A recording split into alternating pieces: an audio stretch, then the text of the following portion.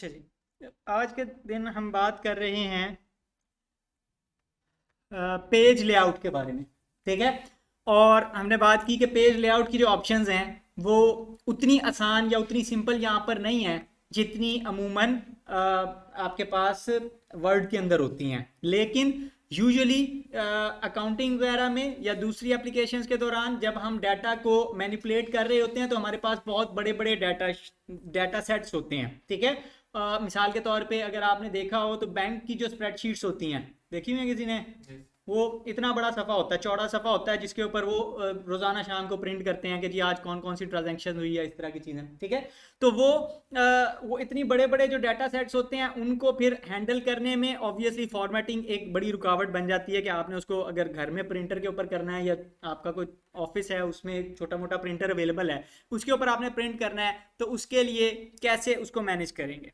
ठीक है। तो अब उसके लिए यहाँ पर हमारे पास पेज लेआउट के अंदर कुछ ऑप्शंस दी हुई हैं। पेज लेआउट में आप कुछ बेसिक ऑप्शंस हैं, मिसाल के तौर पे आप मार्जिन सेट कर सकते हैं। ठीक है। ओरिएंटेशन सेट कर सकते हैं। और एक्सेल के अंदर जब आप शीट्स वगैरह बना रहे होते हैं तो क्योंकि काफ़ी ज़्यादा कॉलम्स होते हैं तो मोस्टली हम लैंडस्केप के अंदर काम कर रहे होते हैं, पोर्ट्रेट में कम कम ही होता है।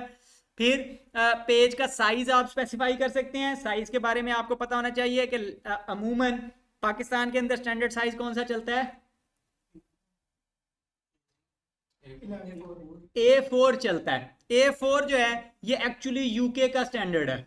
ठीक है। यूनाइटेड किंगडम में A4 चलता है, तो हम भी चूंकि यूके वाला सिस्टम ज्यादा फॉलो करते हैं तो हमारे यहाँ पर पेज जो बाजार में आपको मिलेगा वो मोस्टली A4 साइज का होगा। ठीक है। लेकिन अगर आपने विंडोज डिफॉल्ट सेटिंग्स के साथ इंस्टॉल की थी तो वहां पे automatically by default you later लिखा हुआ होता है क्योंकि वहां पे रीजन यूएस सिलेक्टेड है। ठीक है। और फिर अगर आप डिफरेंट क्लाइंट्स के साथ काम कर रहे हैं तो फिर आपको इस चीज़ का जहन में रखना पड़ेगा कि जिसका काम आप करके दे रहे हैं ऑनलाइन, जो भी अगर आपका क्लाइंट है तो वो किस रीजन का है। अगर वो यूके का है तो आपने पेज सेटिंग उसके हिसाब से करके देनी है, अगर वो यूएस का है तो उसके हिसाब से करके देनी है, अगर वो किसी और मुल्क में है तो फिर आपने उसका स्टैंडर्ड वहां का गूगल करके उसके मुताबिक सेटिंग करके देनी है। क्यों? क्योंकि आपने अपनी तरफ से जनाब A4 के ऊपर सेटिंग करके दे दी या लेटर के ऊपर सेटिंग करके दे दी, वो आपके कंप्यूटर के हिसाब से एडजस्टेड था, आपने उस पर तवज्जो नहीं की। तो जब आप आगे जनाब उसको भेज देंगे फाइल, अल्टीमेटली क्या होगा कि वो वहां पे प्रिंट निकालेगा और प्रिंट वैसा नहीं आएगा जैसा उसकी एक्सपेक्टेशन थी, दो चार उसके सफ़े ज़ाया होंगे, फिर वो आपके ऊपर गुस्सा निकालेगा कि ये आपने क्या किया। ठीक है। तो इस वजह से जब आप क्लाइंट, ये छोटी छोटी सी चीज़ें होती हैं जिनको आपने पहले से ही जहन में रखना होता है कि ये करके देना है। ठीक है जी। तो अब उसमें फिर हम एडवांस, जब ये नीचे एक एरो दिया हुआ है कि जी आप डिटेल्ड सेटिंग जाता हूँ, तो यहाँ पर हम स्पेसिफाई कर सकते हैं कि आपने कितना जूम करना है। अगर मैं ये मेरा डाटा जो है वो मैं कंट्रोल पी में जाता हूँ तो मुझे वो प्रीव्यू दिखाता है। ठीक है। और इस वक्त मेरा डाटा श्रिंक होके पूरे एक सफ़े के ऊपर वो कॉलम्स श्रिंक होके आ रहे हैं। ठीक है। तो अगर मेरे लिए ये ज़रूरी है कि वो डाटा एक ही शीट के ऊपर हो तो मैं इस तरह करके इसको प्रिंट कर सकता हूँ। ये मैंने कैसे किया है, मैं यहाँ पर एडवांस सेटिंग्स में गया और यहाँ से मैंने फिट टू 1 पेज किया हुआ है। ठीक है। या कितने पेजेस, लंबाई के रुख कितने पेजेस पे मैंने उसको एडजस्ट करना है तो वो भी मैं यहाँ पर स्पेसिफाई कर सकता हूँ। ठीक है। या फिर यही ऑप्शन मेरे पास इधर भी आ रही है कि 1 पेज के ऊपर करना है या 2 पेजेस के ऊपर मैंने उसको एडजस्ट करना है, कितने साइज के हिसाब से मैं उसे स्पेसिफाई कर सकता हूँ। अच्छा। फिर प्रिंट क्वालिटी अमूमन ये सेट होती है आपके कंप्यूटर में कौन सा प्रिंटर इंस्टॉल है, उस प्रिंटर के अंदर कौन कौन सी ऑप्शंस हैं। मिसाल के तौर पे उसके अंदर ड्राफ्ट की ऑप्शन हो सकती है कि रफ प्रिंट निकाले, ज़्यादा इंक इस्तेमाल ना करे। उसके अंदर फाइन क्वालिटी की ऑप्शन हो सकती है, तो वो उसके हिसाब से यहाँ पर आएंगी। ठीक है।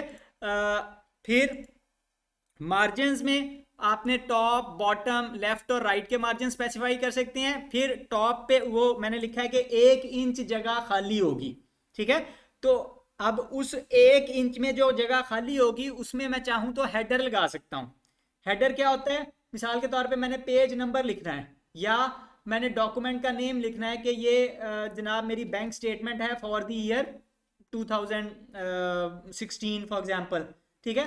तो वो जो ऊपर पेज के ऊपर लिखा हुआ आएगा वो हेडर के अंदर लिखा हुआ आ रहा होगा, और वो मार्जिन से पेज के किनारे से एज से कितनी दूर होगा वो मैं यहाँ पर स्पेसिफाई कर सकता हूँ। मैं इसको फॉर एग्जांपल 0.5 कर लेता हूँ, ठीक है। और फुटर भी इसी तरह पेज के किनारे से कितनी दूर होगा वो भी मैं स्पेसिफाई कर सकता हूँ।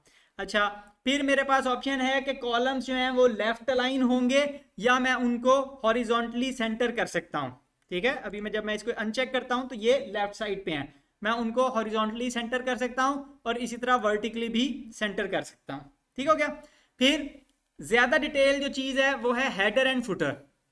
ये इंपॉर्टेंट होती है क्योंकि कई दफा आपने जनाब आपके पास है 20 सफ़े और बड़ा सा टेबल है और आप उसको प्रिंट कर लेते हैं, उसके बाद वो अगर मिक्स हो गए तो फिर आप तरतीब कहाँ से लगाते रहेंगे कि जी कौन सा सफ़ा पहले था कौन सा सफ़ा बाद में था।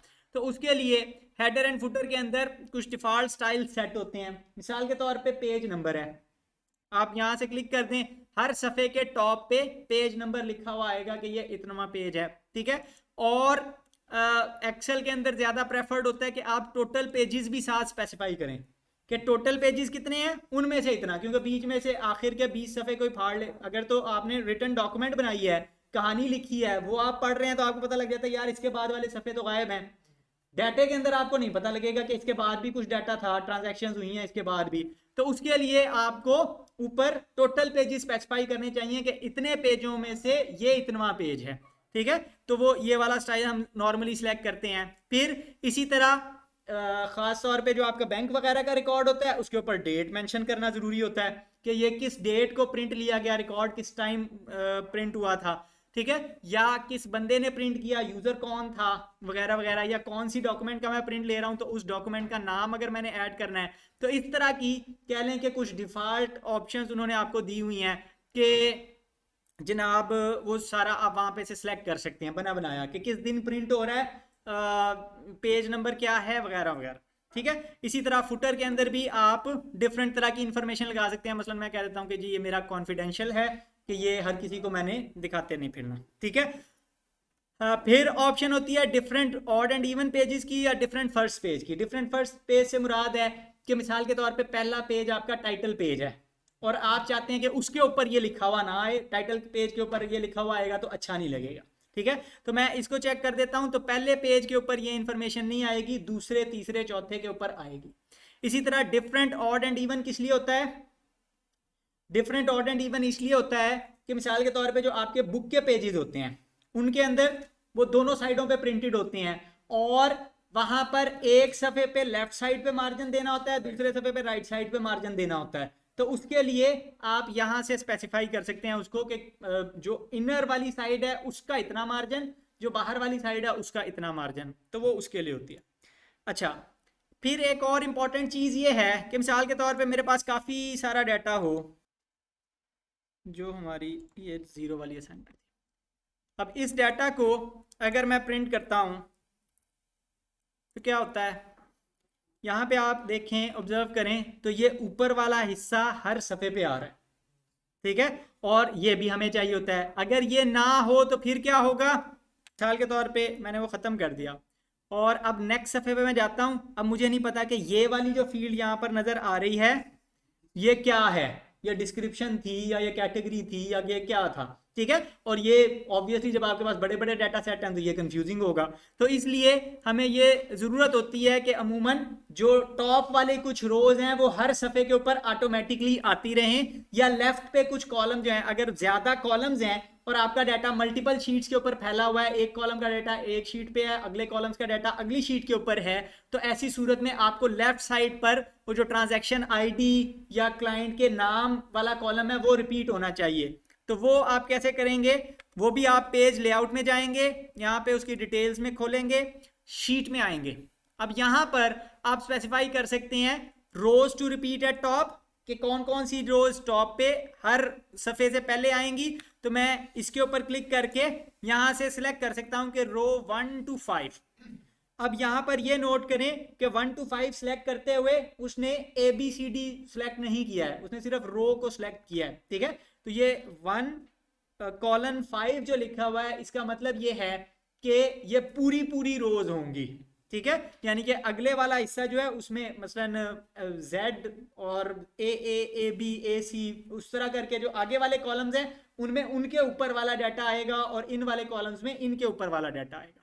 ठीक है, इसी तरह लेफ्ट साइड पे अगर मैं कुछ कॉलम्स रिपीट करना चाहता हूं हर शीट पे ऑटोमेटिकली आए तो मैं यहां से कॉलम स्पेसिफाई कर सकता हूं।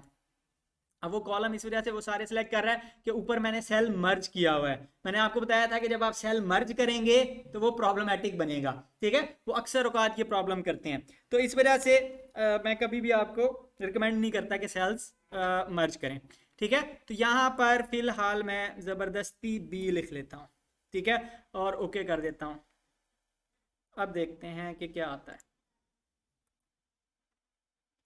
तो अब हमारे पास चूंकि ज़्यादा कॉलम्स तो है नहीं, लेकिन तो इस वजह से वो तो नहीं वो प्रॉब्लम हो रही, लेकिन रोज के ऊपर वो रोज रिपीट हो रही हैं हर पेज पे, 2 पेजेस हैं दोनों के ऊपर वो आ रहा है इस पर। ठीक है जी, तो ये करना अमूमन इम्पोर्टेंट होता है। अच्छा, फिर कई दफ़ा आपको रिक्वायरमेंट होती है कि जी नॉर्मली जब आप प्रिंट करते हैं तो मिसाल के तौर पे ये वाले इलाके में आप देखें तो इसमें ग्रिड लाइंस नज़र नहीं आ रही हैं, वो इलाका खाली है, जो लाइनें बनी हुई हैं वो प्रिंट नहीं होती हैं, वो जो ग्रे से कलर की बनी हुई हैं। तो अगर मैं चाहता हूं कि वो वाली लाइनें भी प्रिंट हों तो उसके लिए मैं ऑप्शन कर सकता हूं ग्रिड लाइंस को चेक कर लूं, या ब्लैक एंड व्हाइट प्रिंट करना है। अगर मेरा कलर प्रिंटर है, मैं चाहता हूं सिर्फ ब्लैक एंड व्हाइट प्रिंट हो, या ड्राफ्ट क्वालिटी, अगर प्रिंटर में ड्राफ्ट क्वालिटी के ऑप्शन नहीं है तो एक्सेल खुद ही उसको ग्रे कलर का टेक्स्ट करके भेजेगा ताकि वो ज़्यादा इंक इस्तेमाल ना करे। ठीक है, रोज और कॉलम की हेडिंग्स में प्रिंट करना चाहता हूं तो वो भी मैं स्पेसिफाई कर सकता हूं कि ऑटोमेटिकली हो। इसी तरह कमेंट्स वगैरह अगर लगे हुए हैं शीट के ऊपर, ठीक है, कमेंट्स या नोट्स आप ऐड कर सकते हैं, तो वो भी प्रिंट करने हैं या नहीं, नॉर्मली वो प्रिंट नहीं होते। ठीक है, एरर जो हैं वो एरर के तौर पे नजर आए या ब्लैंक कर दिए जाएं खाली, मतलब वो जिस तरह NA लिखा हुआ आ जाता है या वैल्यू एरर लिखा हुआ आ जाता है या रेफरेंस एरर लिखा हुआ आ जाता है, तो वही चीज लिखी हुई प्रिंट भी हो जाए या उसकी जगह कुछ और प्रिंट होना चाहिए। ठीक है, मसलन उस सेल को ब्लैंक छोड़ दिया जाए वगैरह वगैरह, तो उसकी ऑप्शन है। अच्छा, फिर प्रिंटिंग के दौरान तरतीब क्या होगी, पहले कौन सा सेल प्रिंट होगा। तो नॉर्मल रूटीन ये होती है कि पहले, अच्छा इसको देखने के लिए कि क्या चीज कहाँ प्रिंट हो रही है, ये वाले पे आते हैं। अब इसमें ये पेज नंबर 1 है, नीचे पेज नंबर 2 है, यानी दूसरे नंबर पे ये वाला हिस्सा प्रिंट होगा, फिर ये वाला हिस्सा प्रिंट होगा। अब मेरा क्या है डाटा, मेरा मतलब कि इस वाले ट्रांजैक्शन का अगला सफा 5 सफों के बाद जाके प्रिंट होना है, 4 सफों के बाद जाके प्रिंट होना है, फिर मैं निकालूंगा उसको उसके साथ रखूंगा, वो एक प्रॉब्लम बनेगी। ठीक है, तो मैं चाहता हूं कि पहले ये वाला हिस्सा प्रिंट हो, फिर उसके बाद अगले सफे पे ये वाला हिस्सा प्रिंट हो, फिर ये वाला हो, तरतीब उस तरह करना चाहता हूं मैं। ठीक है, कि ये पहले चले फिर उसके बाद ये वाले हिस्से प्रिंट हो। ठीक है, तो उसको मैं कैसे करूंगा, उसके लिए मेरे पास ऑप्शन यहां पे दी हुई है, शीट में आके ओवर देन डाउन। ठीक है जी, तो ओवर देन डाउन को अगर मैं चेक कर देता हूं तो पेज 1, पेज 2, पेज 3, पेज 4। ठीक है, अब पहले ये वाले पेजेस प्रिंट हो रहे हैं, फिर नीचे वाले पेजेस प्रिंट हो रहे हैं।